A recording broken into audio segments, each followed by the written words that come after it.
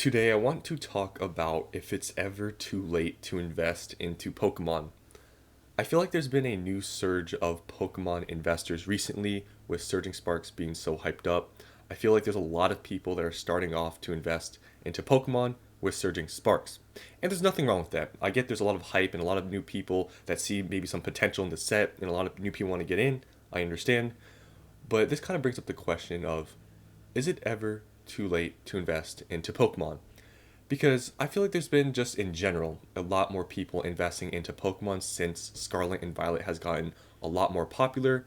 And I feel like since there's been this whole new surge of people, a lot of the comments and people online that I see, the ideologies of Pokemon investing have kind of changed. And a lot of people have this like very hard set view of Pokemon investing that I feel like wasn't there before in Sword and Shield.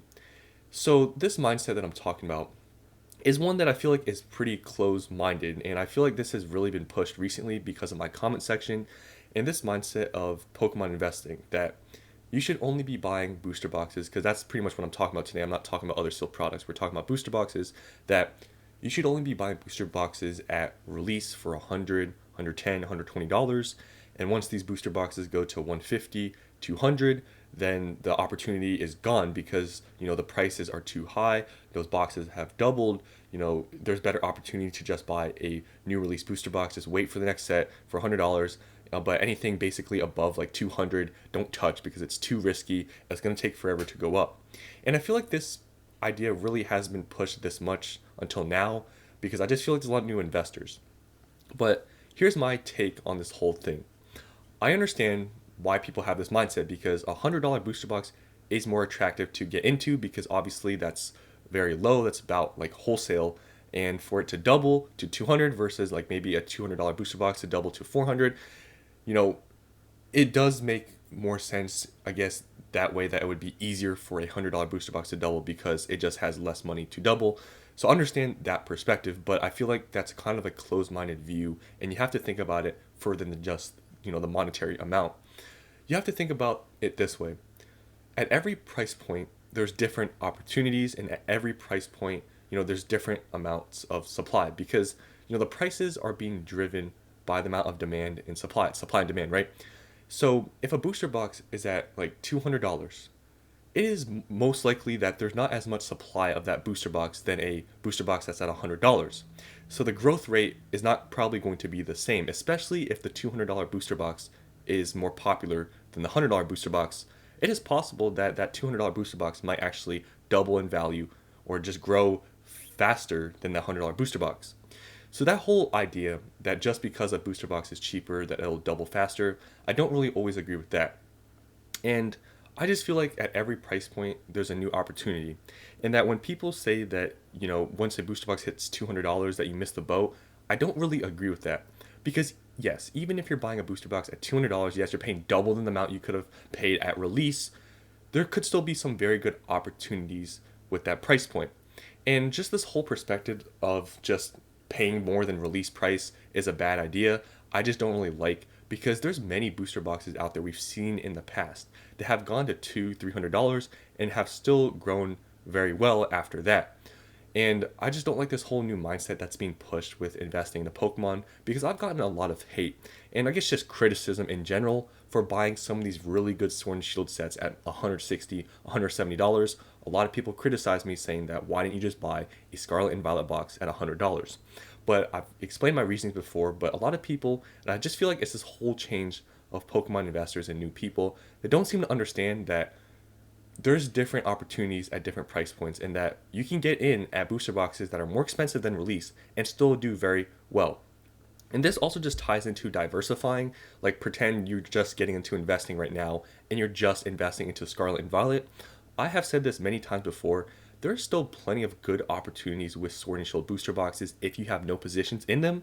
But if you already have positions in Sword and Shield, then I understand that you might just want to pick up new releases for cheaper because you already have, your positions in Sword and Shield.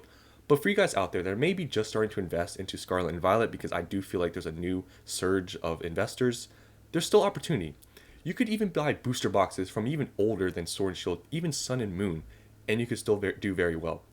And that's just my whole perspective on, investing at different price points, is that it's never too late to invest. It's just there's different opportunity. And yes, you have to take into account, risk and reward. If you're buying a booster box that's maybe 5 years old, that's $2,000. Yeah, maybe that's not the best idea. But, if a booster box is, let's say, 3, 4 years old and it's maybe only $200 and it's a good set, that still is a good opportunity. Don't be, I guess just kind of like not wanting to buy it because it's $200 and that it's not at release price. Like, that's not the way you should really think of things. So that's just my whole perspective on that. And I want to show you that here with showing you guys the booster box prices of some of these sets from different eras. So Scarlet and Violet, Temporal Forces. Temporal Forces is around a year old. It's at $117 right now. It has just recently gone up. It was around $100 for a while, and now it's around $117. Paradox Rift is just about $105. It's been going up slowly recently, but you can see since being released, it really hasn't done that much. And Stellar Crown, which is pretty new, is at $107. You can get these for around $100. So you can see all of these Scarlet and Violet booster boxes are all around $100 or $110. They're pretty cheap. Now going to Sword and Shield. Sword and Shield Evolving Skies right now is $825. And I've made videos about Evolving Skies before, even when this box was at $500, $700, and it has continued to go up. So you can just see what I mean by that, where at every, price point, there's, obviously going to be, times when it doesn't really do much. But you can see here, it goes up. So when booster boxes like Evolving Skies gets this expensive, it's possible that sometimes it's not going to go up for a little bit. But there'll always be times when it's going to go back up, because during this time period, people are buying, and once enough people buy and, the supply dries up on the market, the price moves up. And with some of these other Sword and Shield boxes, like I've said, I feel like there's still great opportunities with these boxes, even at their price points, because people are so just afraid of buying some of these boxes at $200 because they've doubled in value. But, with Evolving Skies, like I've showed you, it's at $800. Obviously, not all of these boxes are going to do that. It's going to take more time than Evolving Skies did, but there's still opportunity with these booster boxes. You can see here, Lost Origins, one of them that I'm very bullish on. I was able to get these not too long ago for under market for a good price, and people criticize me for that, but I'm still doing very well. I was able to get them for such under market that honestly I was buying them at a price point where I could flip them. But you can see Lost Origins at $230, and there's still got good opportunity here in my opinion for some of these boxes like Lost Origin. I feel like at this price point it's still a good buy. Same thing with like Fusion Strike. You could have gotten these a while ago for around like low 200s, like around close to $200. Now it's a little bit harder to find them, but you can still get them for around 220. And I still think there's good opportunity here with Fusion Strike. I feel like any Sword and Shield box with alternate art, maybe besides Battle Styles, at around $200, I feel like it's still a great opportunity, because a lot of these boxes are either 2, 3, or 4 years old now, and I feel like it's just going to be in the next couple of years where these start to see more growth. Brilliant Stars is one of them that's another pretty good set. It has a Charizard in it. I feel like this is one of them that's kind of going to do very well in the long run, even though recently it really hasn't done like much at all. But since Brilliant Stars does have that Charizard alternate art, I feel like this is one of them that is going to perform really well. So if you can find, a good deal for this box, I really think it's a good opportunity still. Chilling Reign, same thing as Fusion Strike. They're both around the same price. Still at $200. I feel like this is still not a bad opportunity. And Astral Radiance, this one a lot of people don't like, but I feel like this is kind of a sleeper because of the Starmie card, and also it has the Machamp, which is pretty cool, but I really like the Starmie card in the set.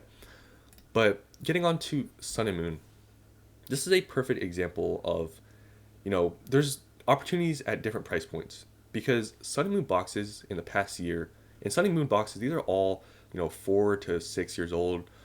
These have done very well in the past year.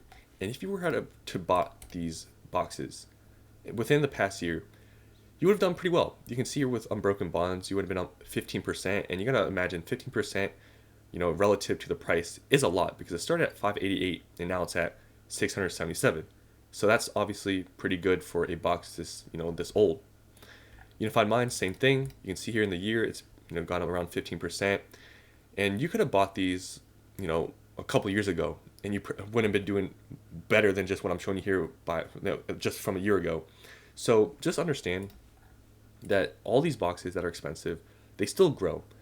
I don't know where the mindset has gone where like boxes that are expensive, no one wants to buy them anymore. Like I understand liquidity isn't as high as boxes that are maybe $200, but people still buy these boxes. So I just wanted to make this video to talk about this whole new investor mindset that I honestly don't really agree with.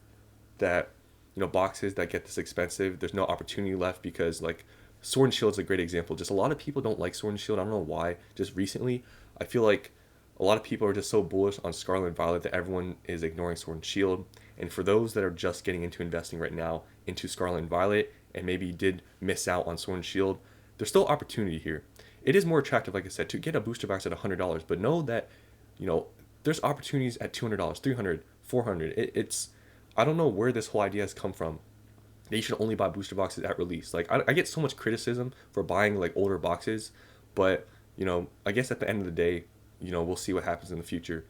But yeah, there's just opportunities everywhere. So I don't know where this mindset has come from, but I don't really like it. So that's all I wanted to say today is that if you'd missed out on maybe some older boxes and you feel like, man, I don't want to buy it because it's not at $100, the mindset of that I just don't really like. So let me know what you guys think about that in the comments down below. And thanks for watching, and I'll see you on the next one.